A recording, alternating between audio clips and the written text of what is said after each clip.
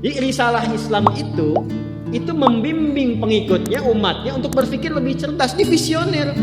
Makanya jadi muslim itu mesti cerdas. Beriman itu membuat Anda lebih pintar.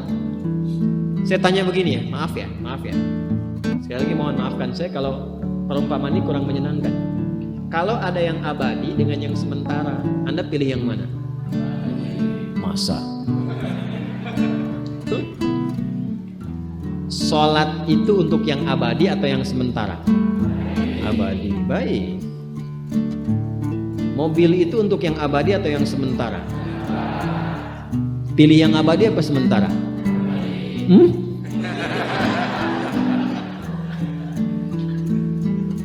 Di Kiai itu ada mobil Innova tuh.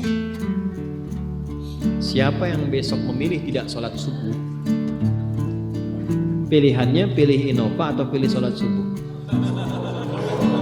Yakin? Kalau saya pilih Innova dipakai untuk mengantarkan sholat subuh, nah itu lebih bagus.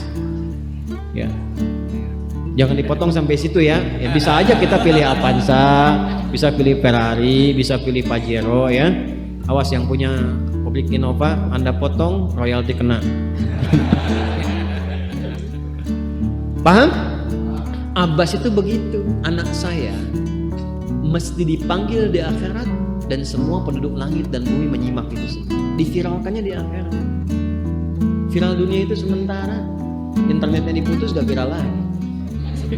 Kadang-kadang yang viral kemarin kan sekarang nggak ada lagi, ya kan? Yang viral tahun lalu sekarang sudah nggak ada, ya kan?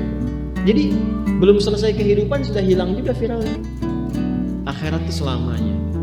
Dan biasanya begini, kalau orang-orang yang diviralkan oleh Allah atas kehendak Allah itu abadi melintasi setiap masa. Jadi ada yang viral karena berita, ada yang viral karena doa dan kehendak Allah Subhanahu wa Ta'ala. Itu yang diviralkan langsung atas kehendak Allah itu melampaui zamannya. Makanya kisah ini pun bertahan sampai sekarang. Nah, Abbas itu berpikir, saya boleh sekarang jadi pebisnis pedagang, tapi anak saya mesti menguasai apapun yang pernah diajarkan oleh Nabi. Maka anak kecil ini sejak dini mengikuti Nabi. Sejak dini lekat dengan Nabi. Maka ketika Nabi tidur pun itu ikut berkunjung karena keluarganya. Nah, inilah yang didapatkan oleh kita hadis tentang bangun tidur.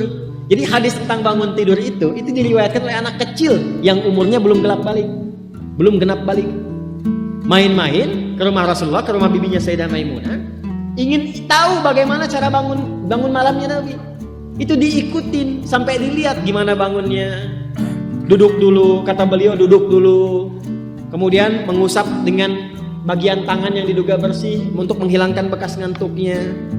Setelah itu membaca khawatimah surah Ali Imran. Kemudian thumma dhahaba ila syanin mu'allaq, ke tempat tertutup, fatawadda, itu kan?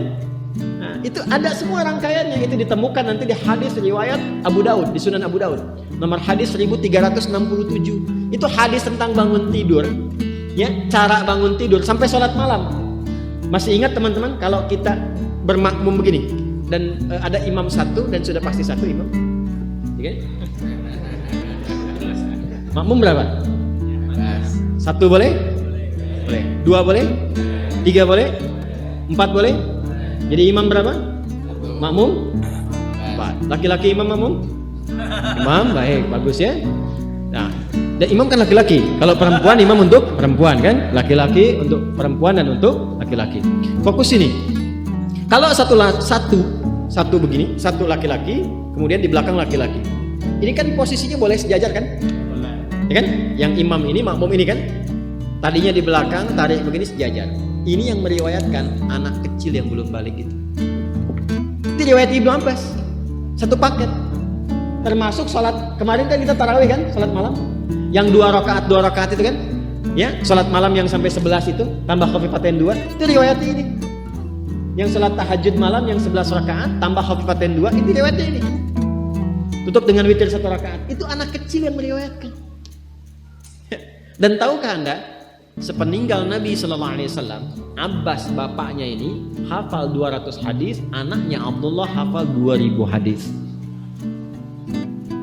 Begitu caranya. Anda di sini ada yang diplomat, yang di kantor, yang taruhlah berdagang misalnya, ibu rumah tangga, ya, dan sebagainya. Boleh, nggak apa-apa. Saat ini kita mungkin belum maksimal, tapi jangan biarkan ada satu di antara anak keluarga kita yang tidak jadi kebanggaan dia. Tolong ya, tolong pulang dari sini dilihat anak Allah titipkan kepada saya berapa anak. Tolong siapkan jadi kebanggaan akhirat. Satu aja jadi ahli Quran.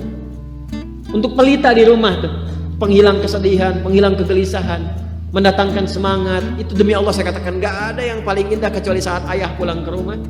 Tiba kemudian dia melihat anaknya yang kecil sedang murajaah. Amma yatasaalun. Bahkan surat yang bapaknya sendiri belum hafal. Jangankan pulang ke rumah, Anda sedang mau rapat, dikirimi video anak Anda 3 tahun membaca surah Al-Ikhlas, itu hati tenang. Itulah Quran. Itulah Quran. Maka belajar dari Ibnu Abbas ini, apa yang terjadi ketika orang tua mampu memfasilitasi anaknya demikian, sekalipun orang tuanya tidak mencapai apa yang diraih oleh anak, tapi orang tua mewarisi setiap pahala yang dihasilkan dari anak. Karena itulah setiap hadis yang diriwayatkan oleh Abdullah kecil ini, Ibnu Abbas, maka semua doa tersambung bukan hanya untuk beliau tapi juga untuk keluarganya, untuk orang tuanya. Karena itu kalimatnya bukan radhiyallahu ta'ala anhu tapi anhuma, untuk Abdullah dan bapaknya.